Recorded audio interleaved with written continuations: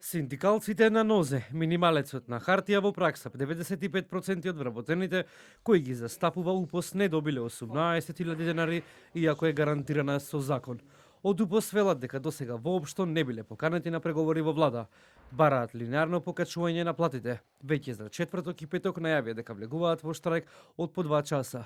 Велат повторно само вработените во управата и правосудството се единствените кои земаат плата под минималната, а тоа го зголемува незадоволството кај нив. Синдикатот на УПАС на 7 и 8 април од 10 до 12 часот во сите институции каде што има синдикални организации организира предупредувачки прекин на работниот процес.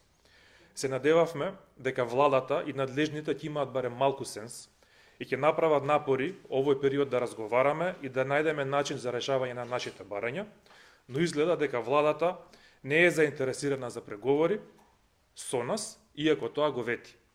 Она за што предупредувавме минатиот период се оствари и скоро во сите институции во управата и правосудството на вработените не им се исплаќа минималната плата.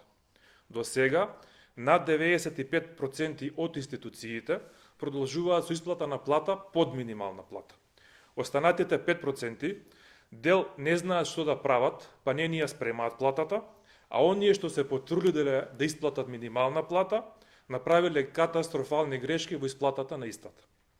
Во генерален штрајк влегуваат и СОНК, кои по вчерашните пропаднати преговори денеска се децени дека не отстапуваат од своите барања. Пропадна преговорите, не добивме конкретна понуда за барањата кои што беа упатени до ресорните министерства, што значи дека ние одлуката што ја донесовме ќе си ја спроведеме на 11 април.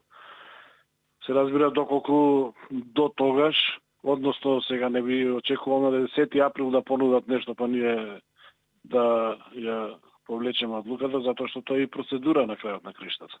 Меѓутоа се Во секој останувате случај, на вашите до барања. петок, ако нема ништо, тогаш факт е дека 11 влегуваме во штрајк. Генерален штрајк за 14 април најавија и вработените во пошта. Причината била неизвестната иднина на над 2200 вработени и иднината на компанијата, како и неизвестноста за чувување на нивните работни места и неоствареното барање за линеарно зголемување на платите од 3000 денари. Минатата недела пак Сојузот на синдикати излезе со свој предлог – линеарно зголемување од 2800 денари за сите вработени во јавен и приватен сектор.